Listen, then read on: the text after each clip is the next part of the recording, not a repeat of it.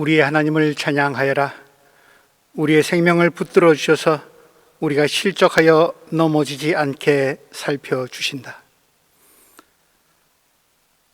나는 주님께 도와달라고 내 입으로 부르짖었다.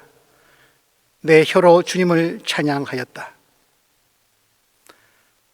하나님은 나에게 응답하여 주시고 나의 기도 소리에 귀를 기울여 주셨다.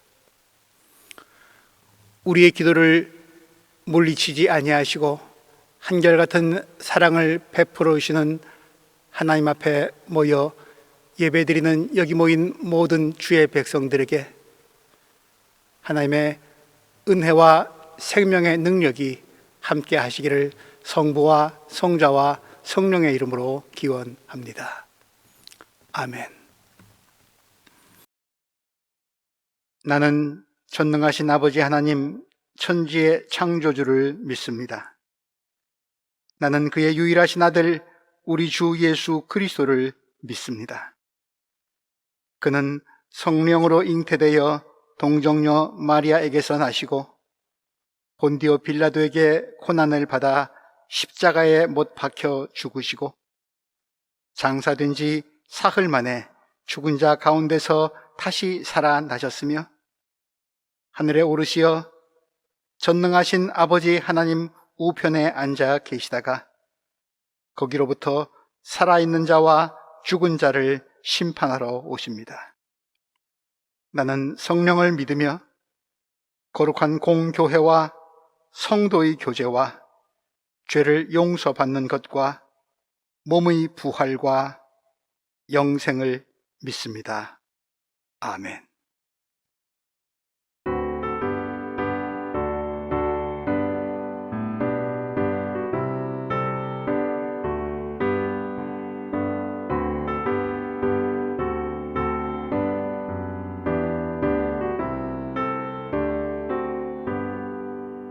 주 없이 살 수 없네 죄인의 구주여 그 귀한 몸의 피로 날 구속하소서 구주의 사랑으로 흘리신 보혈이 내 소망 나의 위로 내 영광 됩니다.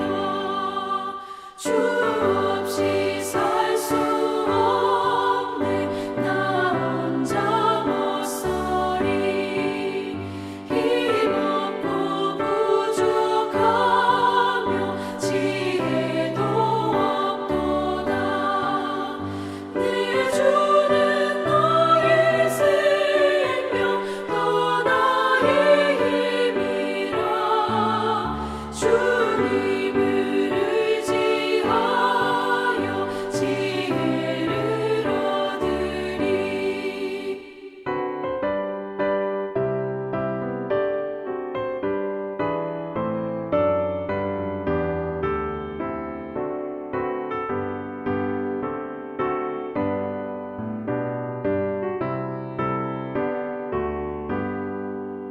주 없이 살 수 없네 내 주는 아신다.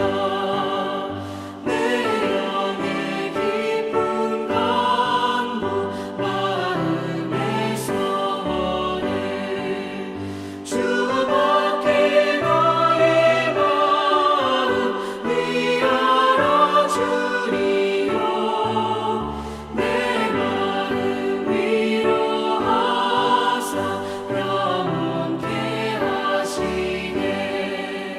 주 없이 살 수 없네 세월이 흐르고 이 깊은 고독 속에 내 생명 끝나도 사나운 풍랑일 때 날 지켜주시니 내 곁에 계신 주님 늘 힘이 됩니다. 아멘.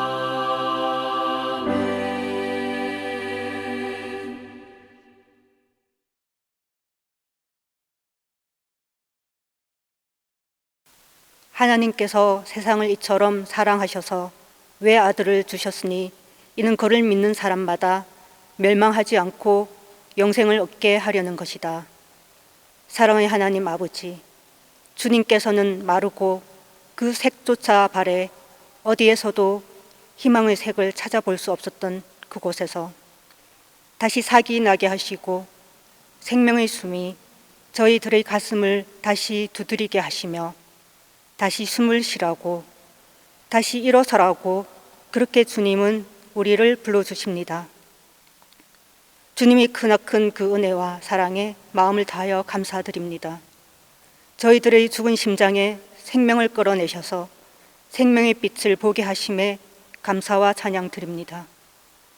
한 사람의 생명도 가볍게 여기시지 않으시는 주님, 우리는 살기를 바라면서 우리의 생각과 행동은 어디로 향하여 달려가고 있는지 깨닫지 못하는 마음을 살펴보아 주셔서 그 영을 새롭게 하시고 주님께서 우리에게 품으신 뜻을 알게 하시어 그 뜻 안에서 앞으로 온전히 나아갈 수 있게 하소서. 길고 기나긴 이 침묵의 시간들 앞에 나와 주님께 간절히 마음 모아 기도드립니다.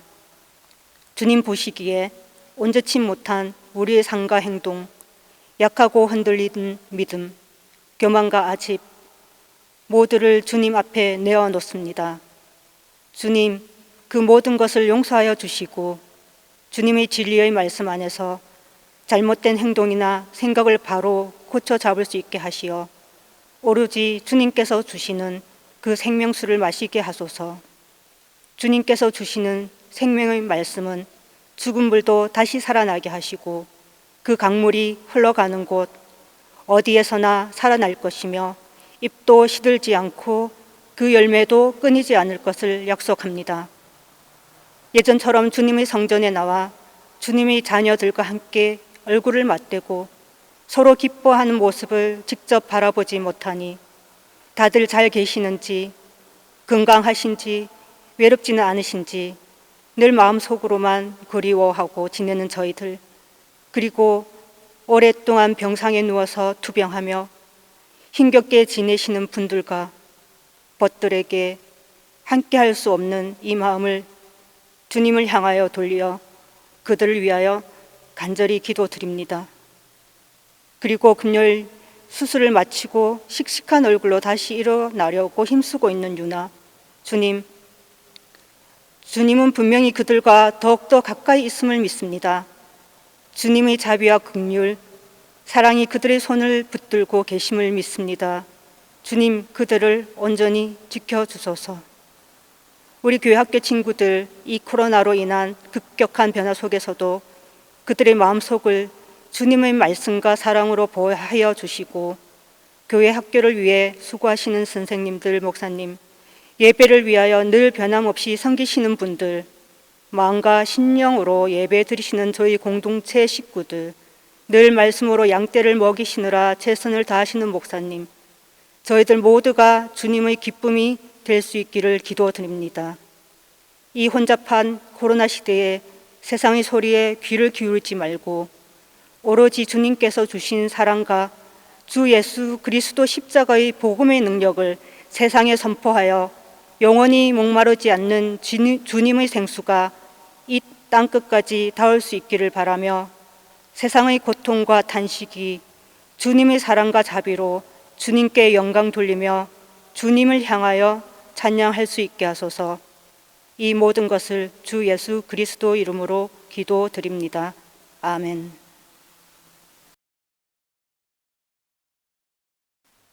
오늘 우리에게 주시는 하나님의 말씀은 사도행전 17장 16절에서 34절까지의 말씀입니다. 제가 봉독합니다. 좀 긴 본문입니다만 주의를 기울여서 함께 말씀을 나눌 수 있기 바랍니다. 바울은 아테네에서 그들을 기다리고 있는 동안에 온 도시가 우상으로 가득 차 있는 것을 보고 격분하였다. 그래서 바울은 회당에서는 유대 사람들과 이방 사람 예배자들과 더불어 토론을 벌였고, 또한 광장에서는 만나는 사람들과 날마다 토론하였다.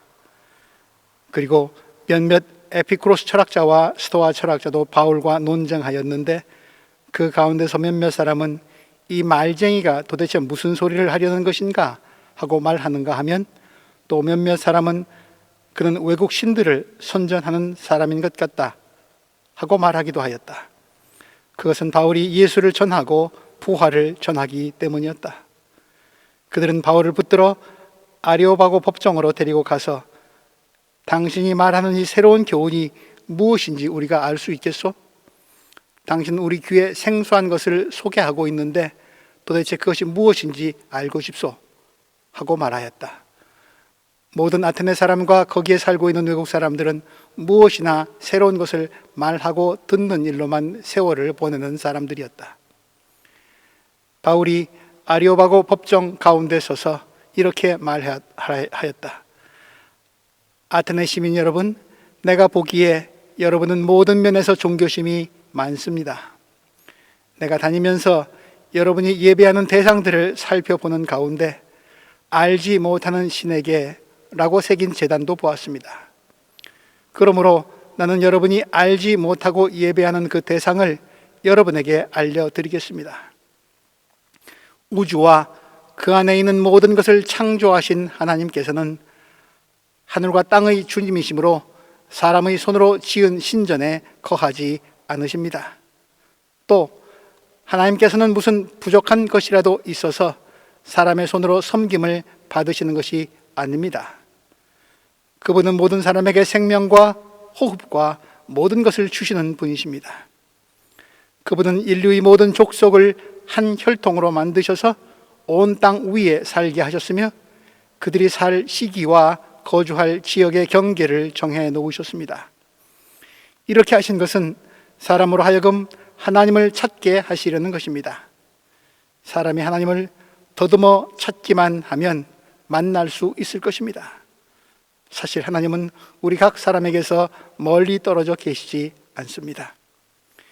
여러분의 시인 가운데 어떤 이들도 우리도 하나님의 자녀이다 하고 말한 바와 같이 우리는 하나님 안에서 살고 움직이고 존재하고 있습니다.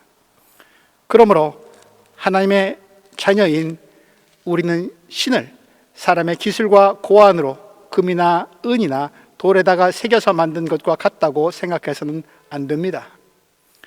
하나님께서는 무지했던 시대에는 눈 감아 주셨지만 이제는 어디에서나 모든 사람에게 회개하라고 명하십니다. 그것은 하나님께서 세계를 정의로 심판하실 날을 정해 놓으셨기 때문입니다. 하나님께서는 자기가 정하신 사람을 내세워서 심판하실 터인데 그를 죽은 사람들 가운데서 살리심으로 모든 사람에게 확신을 주셨습니다. 그들이 죽은 사람들이 부활에 대해서 들었을 때에 더러는 비웃었으나 더러는 이 일에 관해서 당신의 말을 다시 듣고 싶소 하고 말하였다. 이렇게 바울은 그들을 떠났다. 그러나 몇몇 사람은 바울 편에 가담하여 신자가 되었다. 그 가운데는 아레오바고 법정의 판사인 디오누시오도 있었고 다말이라는 부인도 있었고 그 밖에 다른 사람들도 있었다. 아멘.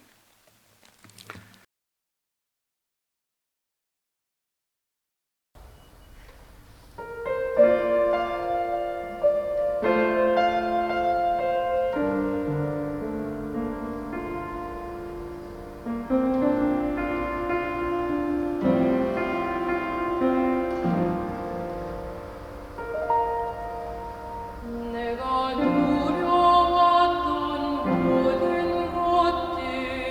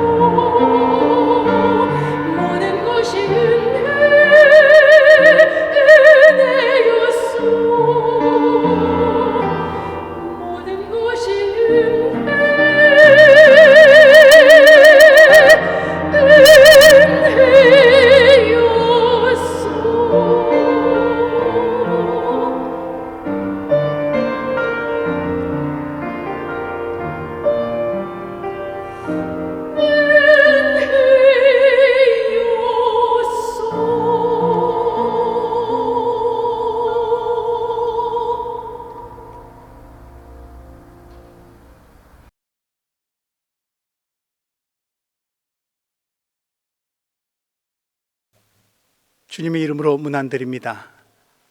한 주일 동안 평안하셨습니까? 아테네, 우리가 지난 2014년 그리스 성지 순례를 갔을 때 가본 도시이기도 합니다. 제게는 그 인상이 워낙 강렬하여서 아직도 머릿속에 필름처럼 남아 있습니다. 아테네, 그리스의 수도이죠. 기원전 11세기부터 사람들이 정착해서 살았던 흔적이 남아 있다고 하니까 역사가 3,000년은 좋게 넘은 오래된 도시입니다. 주전 4세기 이후 당시 세계를 지배했던 그리스 제국의 정치, 문화의 중심지였을 뿐 아니라 헬레니즘 세계의 문화와 종교, 철학과 예술의 근원지이고 민주주의의 요람이기도 합니다. 그리고 주후 1세기 사도 바울 당시 시대는 바뀌어서 로마가 세상을 지배하고 있었고 아테네는 로마 제국 안에 있는 지방의 한 도시로서 전락하여 이미 퇴락의 길을 걷고는 있었지만 그럼에도 지난날에 찬란했던 영화는 여전히 남아 있었습니다. 오늘 본문은 이 찬란한 영광을 자랑하는 도시에서 아테네에서 바울이 복음을 전하는 장면입니다. 아시아 쪽으로 가서 말씀을 전하려다가 성령님의 인도하심으로 마케도니아인의 환상을 보고 유럽 쪽으로 선교의 발걸음을 돌린 바울. 유럽 선교에 나선 바울은 빌립보와 데살로니가와 베레아 지방을 거쳐서 아테네로 갑니다. 그리고 그의 선교 동역자 실라와 디모데, 그 선교팀을 기다리면서 아테네 시내를 둘러봅니다. 바울이 아테네에서 그 시내에서 가장 먼저 본 것은 무엇이었을까요? 도시 전체에 널려 있었던 신상들이었습니다. 그도 그럴 것이 우리 교우들도 여행을 하면서 보았지만 아테네는 그리스 종교의 중심지답게 수많은 신전과 사당, 동상과 제단, 그리고 올림푸스의 수많은 신들, 제우스, 헤라, 포세이돈, 아테나, 아폴론, 아레스, 아프로디테, 헤르메스, 일일이 열거할 수도 없는 많은 신들, 그 신들이 돌이나 청동, 금, 은 등으로 조각되어서 세워져 있었습니다. 사람이든 사물이든 보는 관점에 따라 다르게 보이고 느껴집니다. 생각되어집니다. 판단되어집니다. 어떤 관점이냐에 따라서. 로마조차도 문학과 예술, 학문과 교육, 사상과 종교의 중심지로 인정하고 존중했던 아테네.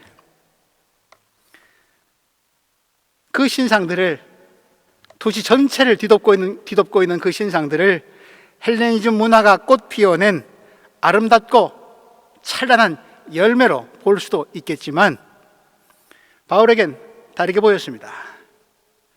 바울에게 그 신상들은 단지 우상일 뿐이었습니다. 사도행전은 그래서 오늘 첫 절에서 바울이 격분하였다고 전하고 있습니다. 16절 말씀, 바울은 아테네에서 그들을 기다리고 있는 동안에 온 도시가 우상으로 가득 차 있는 것을 보고 격분하였다. 바울이 격분에 공감이 가십니까?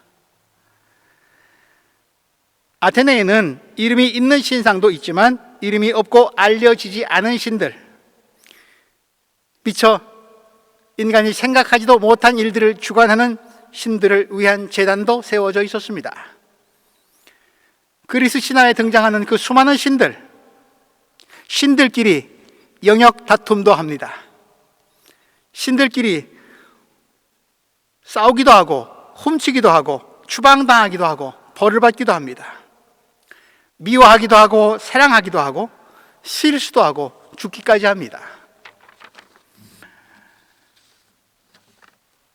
하늘, 땅, 바다, 지하, 불, 물, 공기, 농사, 사냥, 미술, 음악, 전쟁, 승리, 사랑, 질투, 미움, 지혜, 기술, 풍요, 재물, 건강, 죽음을 관장하는 신들이 다 따로 있습니다. 왜 이리 신들이 그리 많습니까? 인간들은 자연과 미지의 세계 앞에서 불안하고 내일에 대한 두려움을 갖고 삽니다. 내가 파악할 수 없는 일들, 내 힘과 능력이 닿지 않는 곳은, 그 미지의 영역은 인간의 영역이 아니라 신의 영역입니다. 그러므로 신상이 많다는 것은 불안과 두려움이 그만큼 많다는 것이고, 심지어 알지 못하는 신들에게까지 잘 해드리고 잘 보임으로 인해서 나의 인간의 안전과 행복을 보장받고 싶다는 그런 바람 아닐까요? 고대인들만의 두려움이고 아테네 사람들만의 안전과 행복 추구입니까? 나도 지금 인생 살면서 안전과 행복을 추구하고 있지 않습니까? 어떤 안전과 행복입니까? 그 안전과 행복에 어울리는 신들이, 수호신들이 또 있지 않습니까? 더 많은 안전과 행복을 위해 가능한 여러 종류의 신들에게 보험을 들어두는 것이 그렇다면 좋지 않습니까? 어느 한 곳에 특정한 신에게만 투자하는 것은, 올인하는 것은 위험 부담이 그만큼 크지 않습니까? 아테네 온 도시에 신상들이 가득했던 것처럼 오늘 화려한 현대 도시에는 모양과 이름은 다를지라도 혹시 내가 미처 생각하지 못하고 알지 못하는 분야의 일들까지도 처리해주는, 관장하고 있는 더 크고 화려한 신상들이 이 도시에 세워져 있지는 않습니까? 그 신들에게 잘 해드림으로써 나의 안전과 행복을 보장받고자 하는 신과 인간의 거래, 누가 갑이고 누가 을입니까? 그것이 종교입니까? 기독교의 하나님도 그런 분이십니까? 바울은 유대인들의 예배와 집회 장소인 회당에서, 아테네에 있는 회당이죠, 그 모임에 참여한 유대인과 또 개종한 헬라인들에게 복음을 전하고 토론을 벌입니다. 그리고 한편으로는 광장에 나가서 만나는 사람들과 토론을 합니다. 광장 그리스 말로 아고라라고 합니다. 우리가 살고 있는 이 유럽이 아고라, 광장 중심의 문화이지요. 광장을 중심으로 교회와 시청과 시장이 들어섭니다. 독일의 역사 깊은 도시들 또한 가보면 다 그런 형태로 도시가 조성되어 있습니다. 말하자면 아고라는 시민 생활의 중심지입니다. 우리 교우 중 한 분이 일하는 연구소 이름이 아고라라고 들었습니다. 연구실에서의 연구 결과가 특정인이나 일부 계층에게만 사유되거나 전유되는 것이 아니라 광장에서 시민들과 함께 공유되어야 한다, 그런 뜻으로 저 나름대로 해석을 하면서 참 좋은 이름의 연구소다라고 생각했습니다. 코로나 시대에 접촉 금지와 거리 두기에 익숙해진 우리, 도시 중심에 있는 광장의 만남이 참으로 그립습니다. 젊은이들은 더욱 그러할 것입니다. 갇힌 당 밀실에서의 생각과 고민에 몰두하다가 거기에 빠지게 되면, 헤어나오지 못하게 되면 사람이 우울해지고 센티멘탈해지고 병이 듭니다. 코로나 시대 1년 넘게 지금 지속되고 있습니다. 보도에 의하면 정신질환자가 그 어느 때보다 많아지고 있어서 걱정입니다. 그에 따른 폭력도 증가하고 있다고 합니다.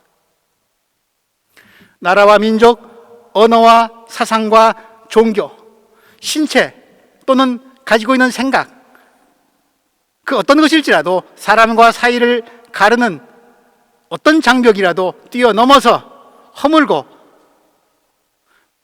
만남과 접촉과 대화가 가능한 공간, 그런 유쾌한 광장, 신선한 광장, 아고라가 빨리 회복되기를 바랍니다.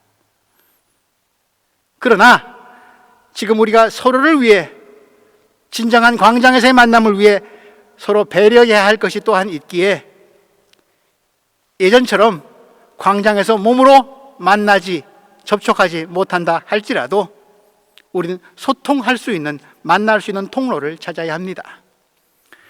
디지털 문명은 그것을 어느 정도 가능하게 해주고 있습니다. 유선으로 혹은 무선으로 소통할 수 있습니다. 화상회의, 어떤 특별한 전문가들이나 하는 것인 줄 알았는데 이젠 그리 낯선 말이 아닙니다. 우리 교우들도 이제 꽤 많이 익숙해져 있습니다. 온라인 예배도 그중 하나이죠. 지금 우리가 온라인 예배를 드리고 있지 않습니까? 눈에 보이는 가시적 교회, 돌로 지은 교회가 도시의 중심 아고라에 서 있듯이 우리가 지금 드리는 온라인 예배 또한 하나님을 향한, 우리 서로를 향한 믿음과 사랑과 희망을 이어주는 눈에 보이지 않는 교회, 그러나 우리 삶의, 우리 신앙의 아고라가 되기를 바랍니다. 아테네의 옛날만을, 그때가 좋았는데 옛날만을 그리워해서는 안 됩니다. 코로나 이전의 생활 방식은 우리가 고쳐야 할 재앙을 불러온 생활 방식이기도 합니다. 함께 사는 삶, 진정한 광장의 만남을 준비하는 밀실, 광장을 낳는 해산의 고통이 있는 코로나 시대의 밀실이 되기를 바랍니다. 아고라는 또한 대중들에게 자신의 주장을 펼칠 수 있는 장소이기도 했습니다. 특히 아테네의 아고라는 철학자들이 자주 모여 토론을 하고 제자들을 가르치는 곳이었습니다. 에피쿠로스 철학자, 스토아 철학자, 이 두 학파가 당시 대표적인 철학 사조였습니다. 에피쿠로스 학파, 인생의 두 학파 모두 인생의 삶의 방식, 어떻게 인생을 사는 것이 진정 바르게 행복하게 복되게 사는 것인가를 연구하는 그런 학파였는데, 에피쿠로스 학파는 인생 최고의 목적으로 쾌락을 제시했습니다. 이 쾌락이란 사실, 마음과 몸의 평온, 평정, 평강, 그런 상태를 말합니다. 참 의미 있고 진정한 가치 있는 쾌락이죠. 종교에서도 이런 기쁨을 추구하고 있지 않습니까? 그런데 이 쾌락을, 이 기쁨을 내세에서만 찾을 것이 아니라, 내세에 가서나 저 세상 가서나 이루어지고 찾는 것이 아니라 여기 이 땅 현실에서 찾아야 한다고 그들은 보았습니다. 그러다 보니 높은 가치를 두었던 쾌락이 추락하고 말았습니다. 극도의 현실주의가 되어버리고 말았습니다. 그러더니 그 쾌락은 육체적 쾌락, 방종과 탐닉과 타락으로 이어지고 말았습니다. 스토아 학파, 자연과 합일되는, 일치하는, 하나되는 그런 삶을 목표로 했고, 그런 통로로 인간의 이성을 강조했습니다. 소중히 여겼습니다. 지혜를 통한 행복의 추구, 지혜를 통한 우주와의 합일, 인간은 신의 지배를 받을 필요가 없습니다. 스스로 지혜를 찾아서 어떤 경지에 이르면 행복하고 평화롭게 살 수 있다고 믿었습니다. 에피쿠로스와는 달리 아주 대단한 지적, 도덕적 노력을 하는 사람들이었습니다. 그런데 그만 그런 지적 도덕적 노력들이 자만에 빠지게 하고 말았습니다. 정신적 자만에 취해버린 것이죠. 이 두 부류의 철학자들 가운데서 바오로의 복음 선포는, 특히 예수의 부활, 죽은 자의 부활에 대한 복음 선포는 각기 다른 반응을 불러일으켰습니다.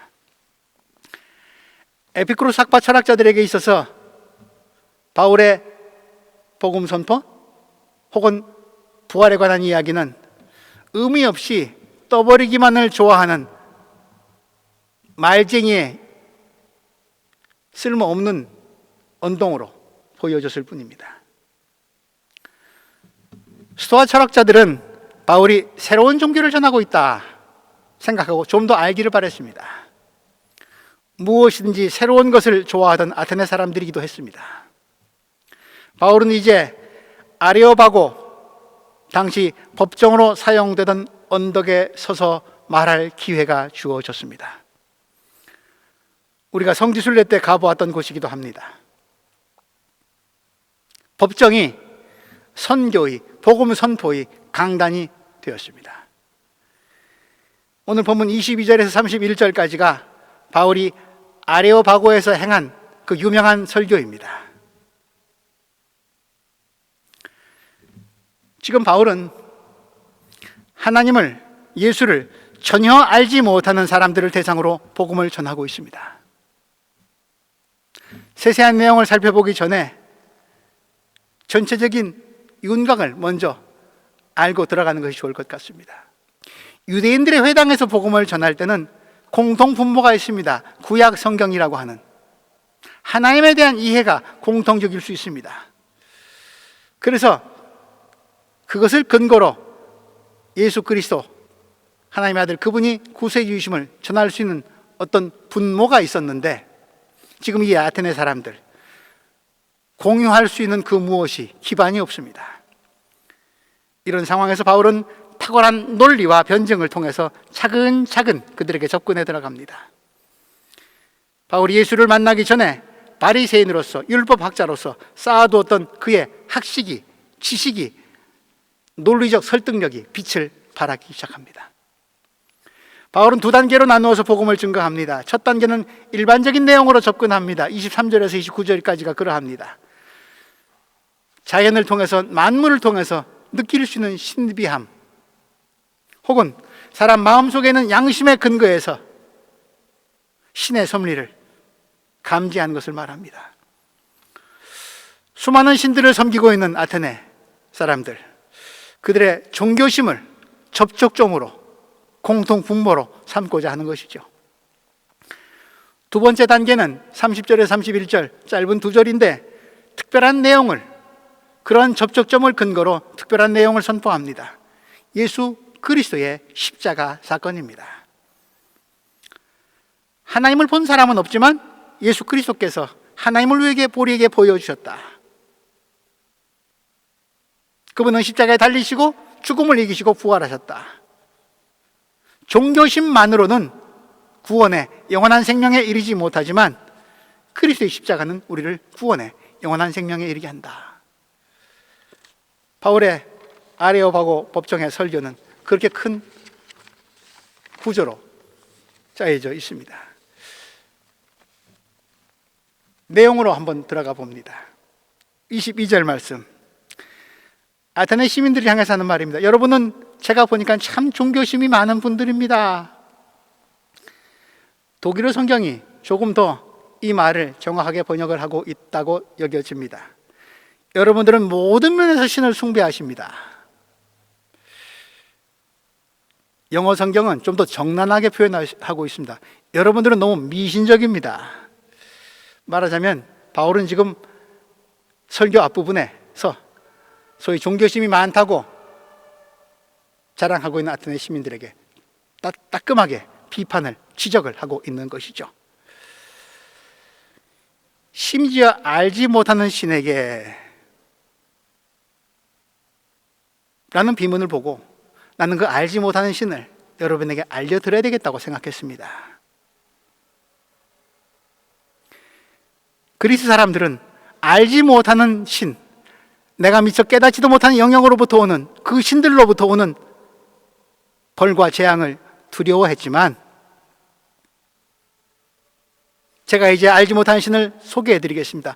그분은 여러분이 두려움으로 섬길 뿐이 아니라 우리 인류에게 오히려 다가오시는,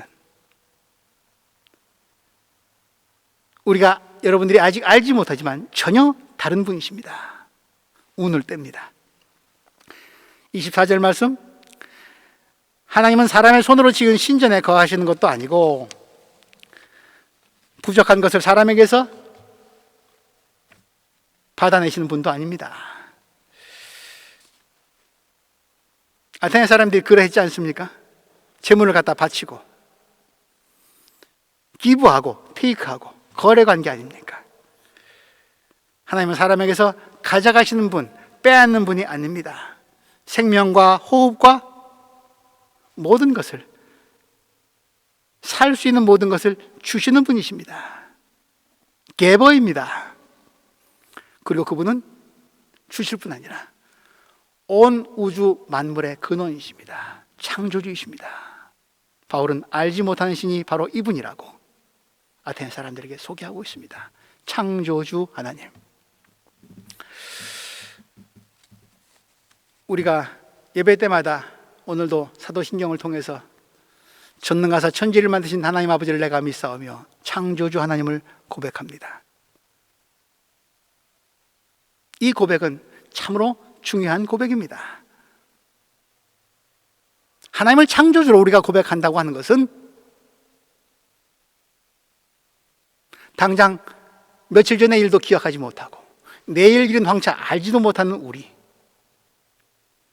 언제 세상이 시작되었는지는 도저히 감을 잡을 수 없는, 알 수 없는 우리가 이성적 연구를 통해서 빅뱅이라고 하는 우주의 시초를 알려고는 하고 있으나 과연 그 빅뱅 이전에 또 어떤 상태였는지, 빅뱅은 무엇으로 가능했는지, 그것에 대해서 묻고 찾고 구하면서 그 의미를 찾아가고자 하는 것, 그것이 우리의 신앙, 기독교 신앙입니다. 그리고 그 자리에 창조주 하나님을 우리는 그분께서 모든 것을 지으셨다고 고백하고 있습니다. 그래서 그분은 지식의 결론이 아니라 믿음의 대상입니다. 창조주 하나님께서는 때와 우리가 살 곳, 거주의 경계를 정하시고 혈통과 족속을 만드시고 인류를 지상에서 살게끔 하셨습니다. 그렇습니다. 하나님이시야말로, 그분이시야말로 알지 못하던 신, 그분이시며 우리 인류를, 우리 모두를 존재케 하시는 분이십니다. 바울은 지금 그 이야기를, 사도신경의 첫 절을 소개하고 있는 것이죠. 27절 말씀, 이렇게 하신 이유가 있습니다. 사람으로 하나님을 찾게 하기 위함입니다. 찾는다, 더듬어 찾는다, 뭐 이런 말까지 좀 느낌 있는 말을 바울이 쓰고 있는데, 더듬어 찾는다, 어두운 가운데서 뭔가 더듬어 찾는 그런 사람의 손과 마음을 한번 생각해 보시기 바랍니다. 잃어버린 은전을 찾는 여인의 마음과 손을 한번 생각해 보시기 바랍니다. 잃어버린 양을 찾는 목자도 그러하고요. 열정, 열심, 정성, 진지함, 노력과 간절함, 이런 모든 것들이 포함되어 있는 것이 더듬어 찾는 겁니다. 하나님을 그렇게 우리 찾고 있습니까? 그냥 너무 습관화되어 버린 하나님 아니십니까? 그래서 때로는 굉장히 나한테 자상하고 사랑스럽게 다가오시다가도 때로는 무섭고 침묵하시고 안 계신 것만 같은, 야속하기만 한 그런 하나님으로 다가올 때도 있지 않습니까? 우린 하나님을 어떻게 찾고 만나고 있습니까? 열정이 있습니까? 열심이 있습니까? 정성스럽습니까? 진지합니까? 찾기 위해 어떤 노력을 하고 있습니까? 간절합니까? 그것이 더듬어 찾는 것입니다. 아테네 시민뿐 아니라 오늘 오래 믿었다고 생각하는 우리들도 이 더듬어 찾는 노력, 한번 우리를 깨우는, 돌아보게 하는 말씀이라 생각합니다.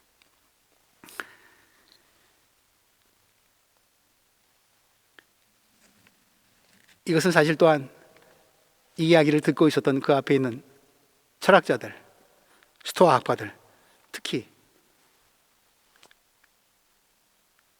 신에게 맡길 거 없다, 인간의 지혜로 모든 것이 가능하다라고 하는 범신론 혹은 불가지론자들, 그들을 향해서 반박하는 그런 말이기도 합니다. 28절 말씀, 바울은 그리스 시인의 말을 인용합니다. 우리도 하나님의 자녀이다. 크레타의 시인의 말이기도 한데 그들이 잘 아는 문구를 인용해서 하나님을 저들에게 드러내고 있는 것이죠. 그리고 바울은 이제 인간 선언을 합니다. 기독교의 인간 선언이라고 얘기할 수도 있을 것 같습니다. 우리는 하나님 안에서 살고 움직이고 존재한다. 우리는 하나님 안에서 살고 움직이고 존재한다. In Gott leben, weben und sind wir. 오늘 말씀을 통해서 좀 기억하고 싶은 구절이기도 합니다. 사람은 하나님과의 관계 속에 있을 때만 살아있는 존재로 살아갈 수 있다. 그 관계가 깨어지면 살아있으나 죽은 것과 같다. 관계성 속에서의 인간, 기독교의 인간 선언입니다. 특별히 하나님과의 관계, 바울은 지금 그것을 말하고 있는 것이죠. 그 관계가 온전할 때만이 우리의 존재와 살아있음과 움직임이, 세상을 향한 그런 모든 행동들이 이웃에게, 더불어 사는 사람들에게 의미 있게 다가갈 수 있다. 안전과 행복의 통로가 된다. 그런 뜻이죠. 29절 말씀, 그래서 피조물인 인간이 창조주인 하나님을 금이나 은이나 돌로 그렇게 새길 수도 없고 하나님 그 안에 갇혀 계실 수가 없다. 하나님은 알지 못하는 신은, 여러분이 그분은 기술이나 고안으로 만들어낼 수 있는 분이 아니다 라는 말이죠. 그분 스스로, 생명의 근원이신 그분 스스로, 살아계신, 스스로 존재하신 분, 나는 나다, 그분이십니다. 만물을 있게끔 하시는 그분이십니다. 이제 구체적인 예수 그리스도의 사건을 바울은 드러냅니다. 지금까지는 무지의 시대여서 여러분들에게 눈 감아주셨으나 이제는 당신께서 특별한 뜻을 밝혀 드러내셨습니다. 예수 그리스도를 통해서 당신의 뜻을 드러내셨으니 이제 돌이켜야 합니다. 회개해야 합니다.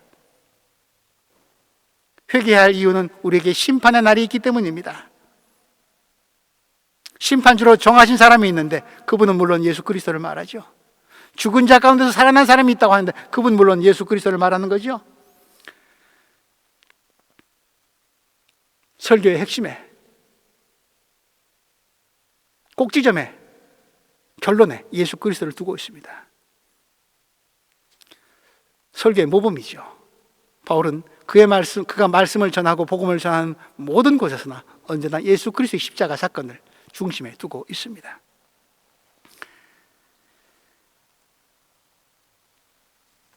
바울의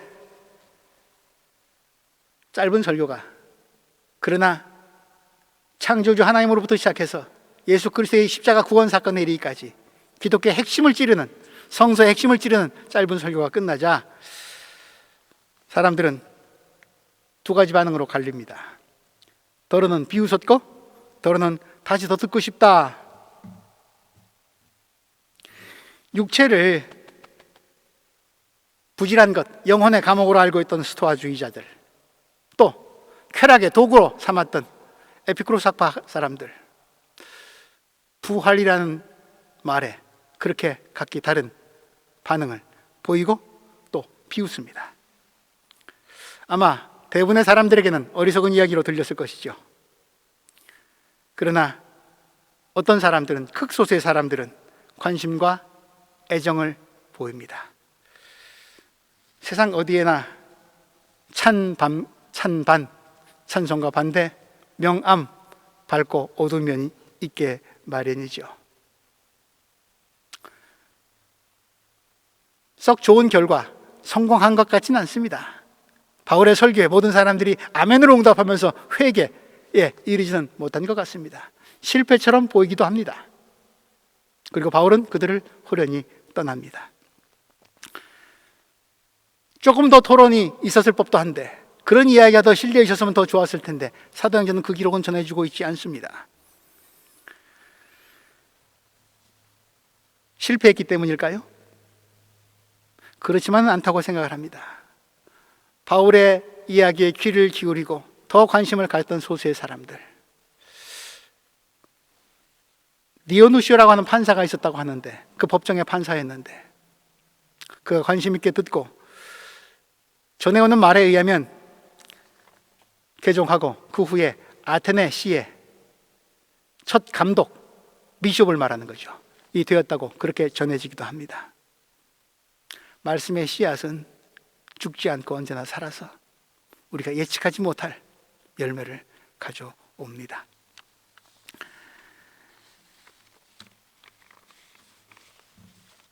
바울은 아테네 사람들에게 말합니다. 여러분들 이제 이러하니 마음을 정하십시오. 알지 못하는 신을 찾아가느라 헤매지 마시고, 그런 신들과 거래하지 마시고 우상을 허무십시오. 그리고 유일하신 한 분 하나님께로 돌아오십시오. 하나님께서 예수 그리스도를 통해서 주신 영원한 생명을 얻으십시오. 그분이 길이요 진리요 생명입니다. 아리오바고의 법정에서의 바울의 선교적 열정, 당장 눈에 보이는 결실은 많지 않았을지라도 훗날 그 법정에서 설교는 오늘 우리가 함께 나눌 정도로 기념비적인 설교가 되었고, 이제 하나님의 법정에서 바울이 전한 복음에 응답했는가 거부했는가에 따라 최후의 심판이 기다리고 있을 것입니다.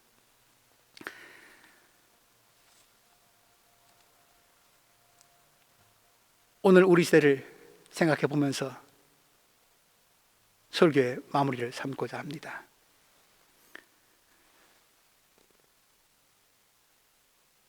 아테네 시대보다 더 많은 우상들이 우리의 삶을 지배하고 있습니다. 돈의 우상도 있고요, 권력의 우상도 있고요, 술과 마약의 우상도 있고요, 정욕의 우상, 불의의 우상, 부도덕의 우상, 폭력의 우상도 있습니다. 힘과 건강의 우상도 있고 지식의 우상도 있습니다. 심지어 신비한 기적의 우상, 그런 것도 우리 기독교 안에 있습니다. 방언의 우상까지도 있습니다. 바울의 아테네 그 언덕 위에 그날 이후 사정은 그렇게 많이 변하는 것 같지 않습니다. 이 모든 것들은 우리에게 야고보 사도가 전해주고 있는 충고를 되살리게 합니다. 야고보서 1장 22절 이하의 말씀입니다. 말씀을 행하는 사람이 되십시오. 그저 듣기만 하여 자신을 속이는 사람이 되지 마십시오. 말씀을 듣고도 행하지 않는 사람은 있는 그대로의 자기 얼굴을 거울 속으로 들여다보기만 하는 사람과 같습니다. 이런 사람은 자기의 모습을 보고 떠나가서 그것이 어떠한지를 곧 잊어버리는 사람입니다. 아레오바고의 언덕에서 말씀이 그토록 숱하게 들려오는데 잠시 거울 보듯이 보다가 자기 얼굴이 어떤지 잊어먹고 검불이 묻었는지 씻어야 하는지 닦아야 하는지 이대로 괜찮은지 자기 얼굴 잊어먹고 살던 대로 다시 돌아가서 우상을 섬기고 있는 우리의 모습 아닐런지. 오늘 코로나 시대라고 하는 코로나의 거울이 비춰주고 있는 우리의 모습은 어떠합니까? 코로나의 거울은 나의 어떤 면을 드러내주고 있습니까? 어떤 얼굴이 보이고 있습니까? 인류 공동체는 코로나의 거울 앞에서 지금 어떤 태도를 취하고 있고, 그 보여진 얼굴 가운데 씻어야 할 것, 지워야 할 것, 그리고 가다듬어야 할 것들, 떼어내야 할 것들 어떻게 분별하면서 행동하고 있습니까?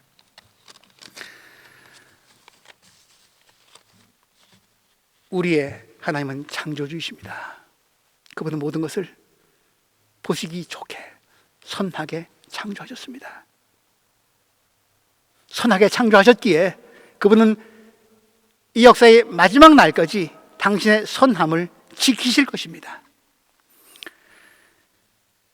우리가 창조자 하나님을 믿는다고 하는 것은, 하나님을 신뢰한다고 하는 것은, 우리가 알지 못한 일들이 많이 있지만, 왜 이런 일들이 벌어져야 되는지 이해가 안 갈 때도 있지만, 세상의 시초가 어떠했고 종말이 어떤지 우리 잘 알지 못하지만 여전히 미지의 것으로 남아있지만, 그러나 그럼에도 불구하고 인간과 세계가, 역사가 허무함으로 끝나지는 않는다는 것, 우리가 아무런 뜻 없이 내던져 있는 인생은 아니라고 하는 것,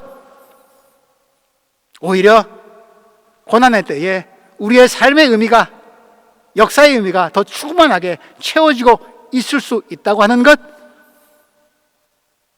우리는 하나님의 자녀로서 참 고귀한 사람들이라고 하는 것, 세상 만물이 그러하다고 하는 것,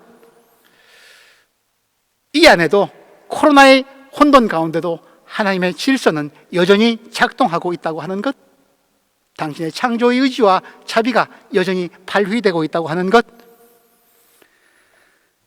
처음이요 마지막인 알파요 오메가이신 그분 안에 우리 인류의 미래가, 이 세상의 미래가 절대적으로 안전할 것이라고 하는 희망을 갖고 산다는 것을 말합니다. 그것이 창조주 하나님을, 예수 그리스도를 통한 십자가 구원 사건을 믿는 사람들입니다. 코로나가 우리를 볼 수 있는 얼굴이 되기를 바랍니다.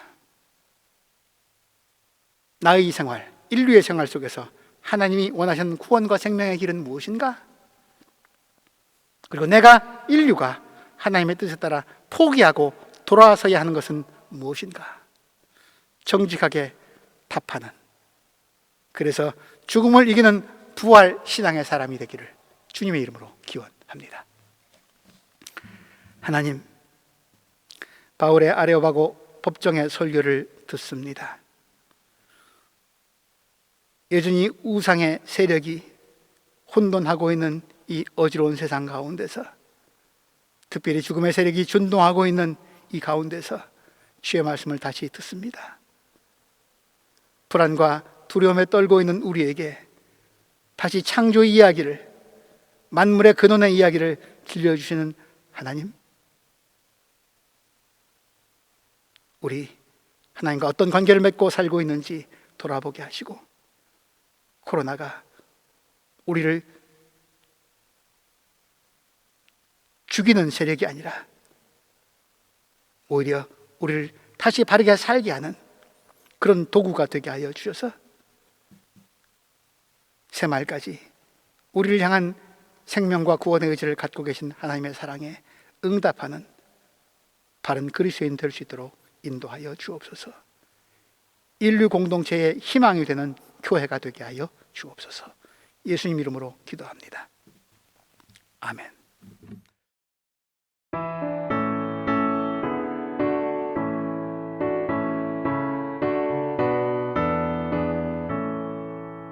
주 하나님의 사랑은 한없이 넓으사 온 세상 모든 백성을 그 자녀 삼았네. 강난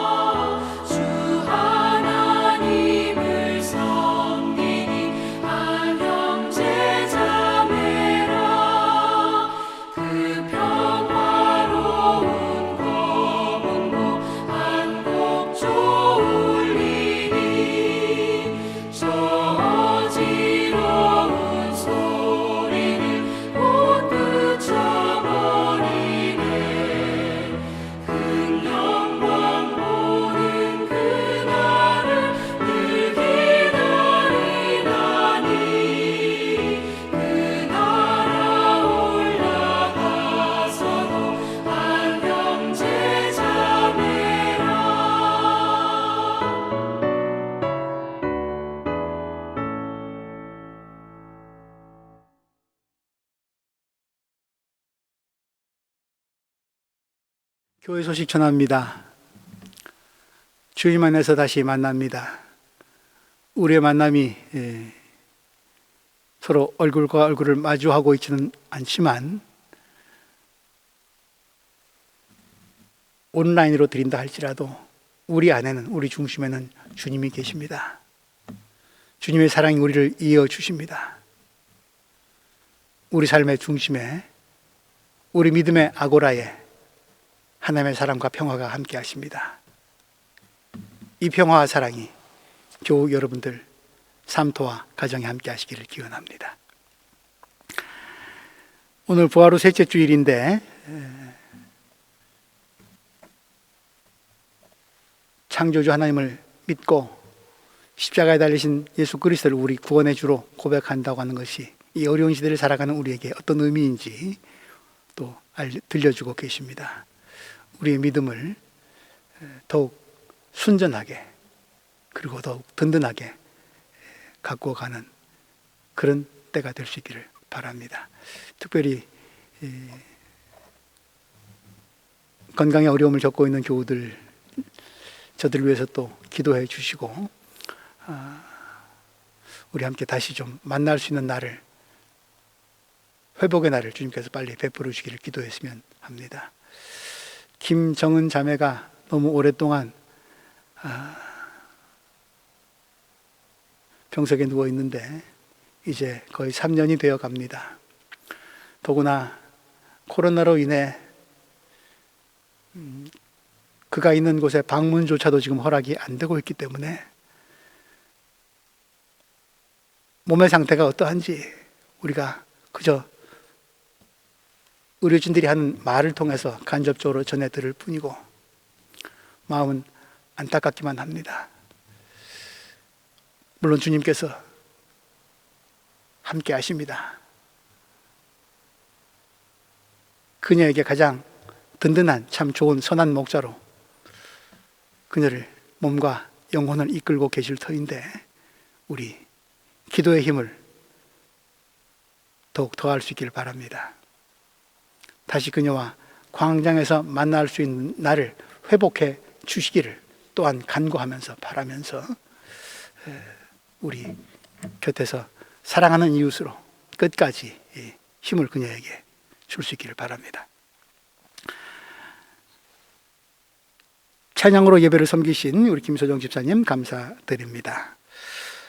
예고해 드린 대로 다음 주일은 동아시아 연합 예배로 드립니다.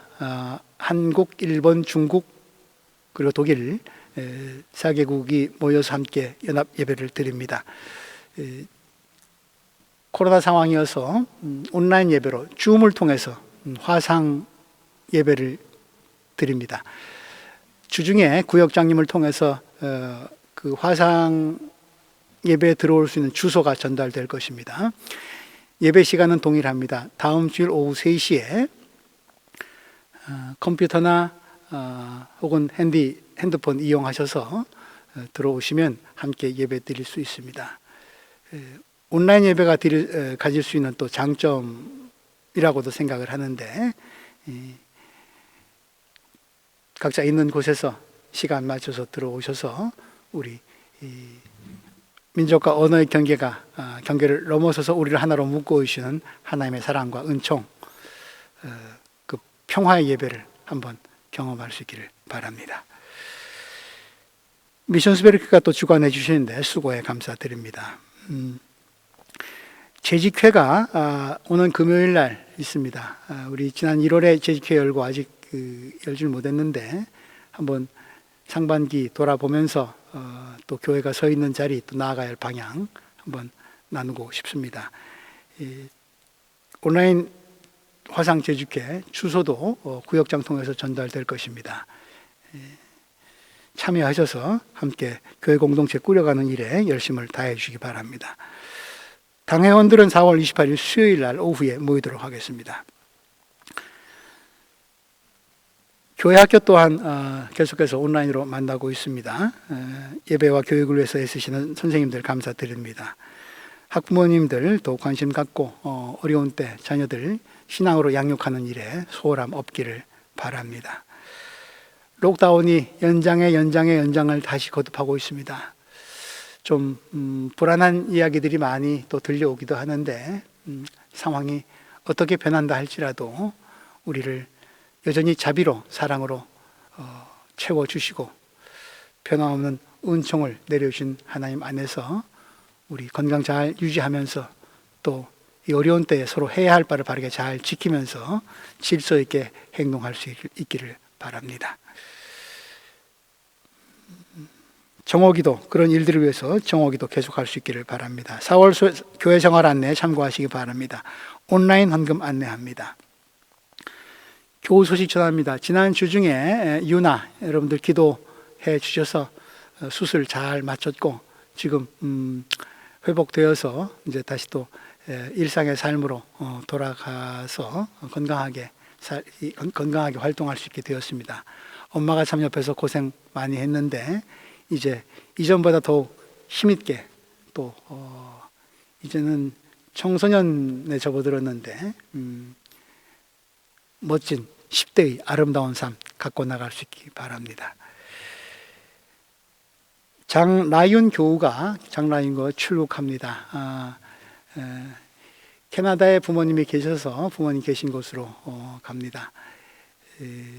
가서 건강도 좀 회복하고 또 이제 이곳에서 다 마치지 못한 과정이 있는데 그런 것들을 위해서 또 새로운 기운도 충전을 하고 해서 우리 다시 기쁨으로 건강한 모습으로 만날 수 있기를 기원합니다. 우리 장라윤 교우의 출국하는 길 또 건강을 위해서 함께 기도의 힘을 모아주시기 바랍니다.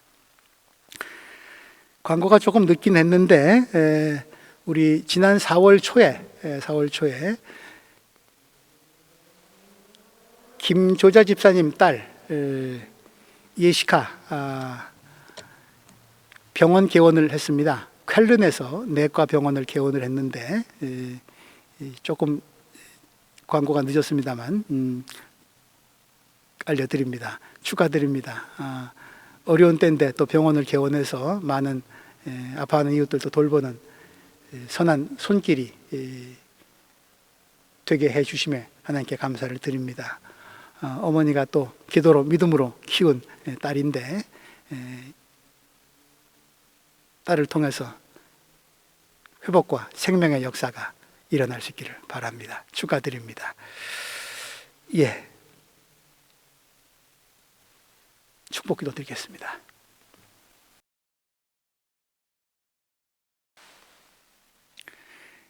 이제는 우리 주 예수 그리스도의 은혜와 하나님의 사랑과 성령의 동행하여 주심이 우리 서로 떨어져 있으나 답답하고 불안한 시대를 살고 있으나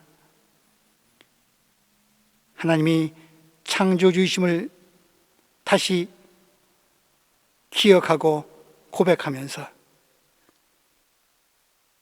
이 역사가 어둠으로 결코 끝나지 않을 것이라 희망하면서 신뢰하면서